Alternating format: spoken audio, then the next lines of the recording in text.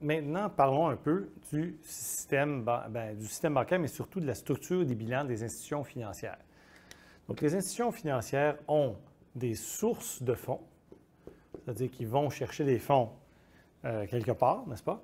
Et une utilisation, donc des utilisations de ces fonds-là. Okay? Les sources de fonds correspondent aux passifs, c'est-à-dire qu'ils engendrent des besoins de financement, pas des besoins de financement, mais des paiements à faire, d'intérêts, etc. Et donc, ce sont des passifs. Et l'utilisation des fonds, donc on va utiliser ces fonds-là qu'on a trouvés pour faire l'acquisition d'actifs, incluant faire des prêts, qui est un actif finalement. Okay? Et donc, lorsqu'on représente le bilan des institutions financières, on va placer les actifs d'un côté.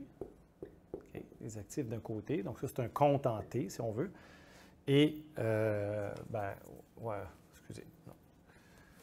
Donc, on va plutôt placer les passifs, donc les sources de fonds. Là. Donc, les sources de fonds d'un côté. Ah non. Donc, on va placer actifs. Et passifs. Lorsqu'on représente une institution financière, on va représenter les actifs et les passifs ici, plus le capital.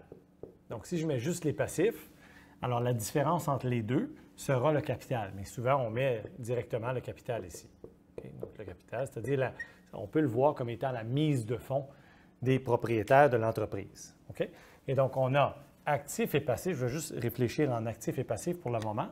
Et donc, ici, vous avez l'utilisation des fonds. Donc, on peut avoir des obligations. Donc, je peux utiliser les fonds que j'ai trouvés ici et acheter des obligations fédérales, des obligations des entreprises, des actions peut-être. Donc, ça dépend là, du type d'entreprise financière. On peut faire des prêts. On peut avoir des réserves. Les banques ont des réserves, n'est-ce pas? Réserves. Et ainsi de suite. OK? Donc, ce sont les principales catégories. Et les passifs, bien, pour les banques, ce seraient les dépôts, les déposants, les emprunts dans le marché monétaire. Donc, les banques peuvent emprunter à d'autres institutions financières ou même à la Banque centrale, et ainsi de suite. OK? Donc, ça exige qu'ils font des paiements plus tard, n'est-ce pas? Ils doivent payer plus tard quelque chose.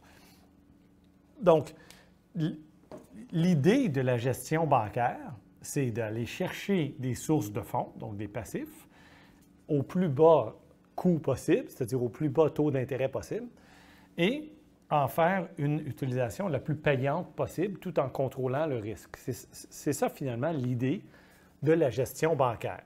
OK? Donc, on doit trouver des fonds, okay, d'un côté, et on doit en faire un certain usage qui va générer des rendements. Donc, idéalement, donc les sources, les sources de fonds, pour la plupart des institutions financières, surtout bancaires, auront un coût, et le coût ou les coûts des sources de fonds seront inférieurs au coût, bien, pas au coût, mais au rendement, pardon, sur actif. Okay? Au rendement sur actif. Pardon. Donc, rendement sur actif.